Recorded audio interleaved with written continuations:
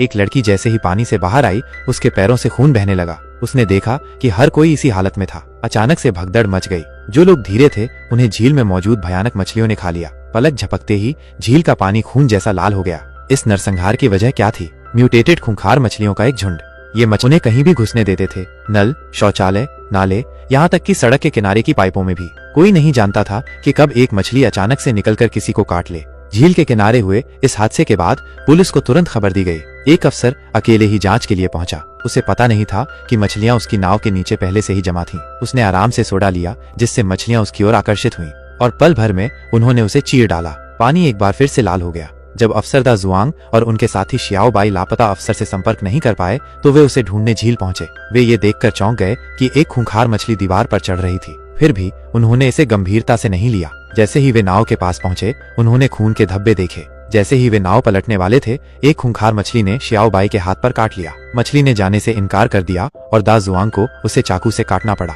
उसी समय Xiao by का फोन बजा। एक साथी ने उन्हें बताया कि लापता अफसर का शव मिल गया है और फॉरेंसिक टीम पोस्टमार्टम करने वाली थी। उन्होंने शव की त्वचा के नीचे की हलचल पर ध्यान नहीं दिया। जैसे ही दा जुआंग ने उन्हें चेतावनी देने के लिए फोन किया, एक खूंखार मछली अचानक पेट से बाहर निकली और उसके बाद और भी कई। उन्होंने फॉरेंसिक परीक्षक को घेर लिया और उसकी चीखें फोन पर गूंज उठी। जब तक दा जुआंग और शियाओ बाई पहुंचे, तब तक वो मर चुका था।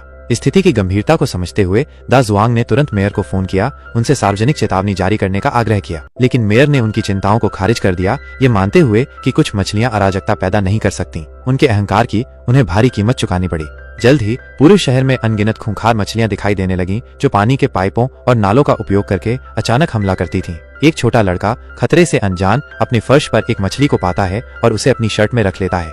सौभाग्य से मछली निर्जलीकरण में रखा उसे झील में छोड़ने की योजना बनाई। लेकिन झील के किनारे उसे 2 क्षत विक्षत शव मिले, जो स्पष्ट रूप से खूंखार मछलियों द्वारा मारे गए थे। डरकर वह लड़की ने उस पर हमला कर दिया। शुक्र है एक आवारा कुत्ता उसकी मदद के लिए आया। लड़के ने दयालुता दिखाते हुए सम्मानपूर्वक शवों को अपनी जैकेट से ढक दिया। इस बीच दा जुआंग ने खतरे को उजागर करने के लिए एक प्रेस कॉन्फ्रेंस की। मेयर गुस्से में थे और उन्होंने प्रसारण रोकने का आदेश दिया। दा जुआंग को डर फैलाने के लिए डांटा। दा जुआंग ने कितनी भी कोशिश की, मेयर ने उस पर विश्वास नहीं किया। लेकिन बहुत देर हो चुकी थी। खूंखार मछलियां अब हर पाइप से बाहर निकल रही थीं। धोने की कोशिश कर रहा था। अचानक नल से मछलियां निकलीं। शौचालय भी उनसे भर गया। उसने खुद को स्टोर रूम में बंद कर लिया, लेकिन वो भी सुरक्षित नहीं था। ऊपर की पाइपें जोर से हिलने लगीं क्योंकि मछलियां अंदर तैर रही थीं। उसी समय अहंकारी मेयर आराम से शौचालय पर बैठे थे। जैसे ही उन्होंने टिश्यू पेपर लेने के लिए हाथ बढ़ाया, बहुत देर हो चुकी थी। शायद अपने अंतिम क्षणों में वो आखिरकार समझ गए कि उसने दीवारों पर मछलियां रेंगते हुए देखी और बाथरूम में भागकर अपनी माँ को फंसा हुआ पाया। अपनी माँ के भागने की गुहार के बावजूद लड़की ने बहादुरी से लड़ाई लड़ी। खूंखार